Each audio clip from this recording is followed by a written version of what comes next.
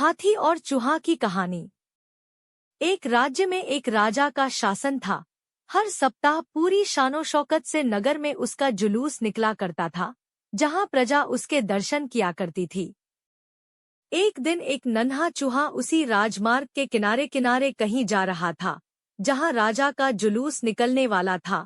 वह चूहा था तो छोटा सा, मगर उसका घमंड बहुत बड़ा था और वह बुद्ध को सर्वश्रेष्ठ और महान समझता था।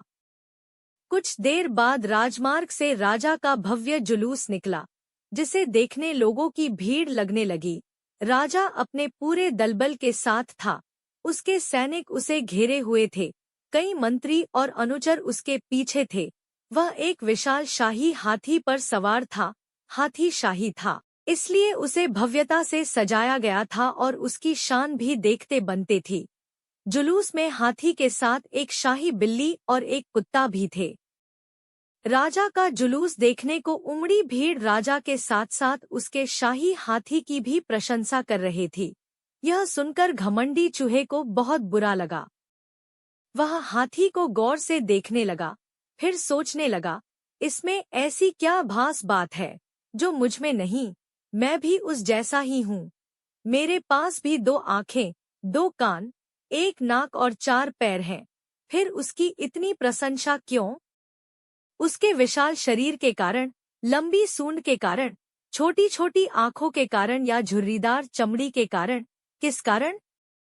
एक बार तुम लोग मुझे देख लो, उस हाथी को भूल जाओगे। मैं हाथी से ज्यादा महान हूँ। चूहा ये सब सोच ही रहा था कि शाही बिल्ली की नजर उस पर पड़ गई और उसकी लार टपक गई। जुलूस छोड़ वह उसकी ओर लपकी। फिर क्या था? चूहा अपनी सारी महानता भूलकर दुम दबाकर भागा। भागते भागते वह हाथी के सामने आ गया।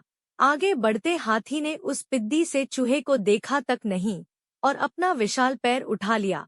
चूहा उसके पैर के नीचे कुचलने ही वाला था, मगर किसी तरह उसने बुद्ध को बचाया। वहां से बचा तो खतरनाक कुत्ता सामने था, जो उसे देखकर गुर्राया। चूहा पूरी जान लगाकर वहां से भागा और राजमार्ग के किनारे स्थित एक छेद में घुस गया। उसका सारा घमंड उतर चुका था। उसे समझ आ चुका था कि वह इतना भी श्रेष्ठ और महान नहीं। सीख: किसी से मात्र रूप रंग की समानता हमें महान नहीं बनाती।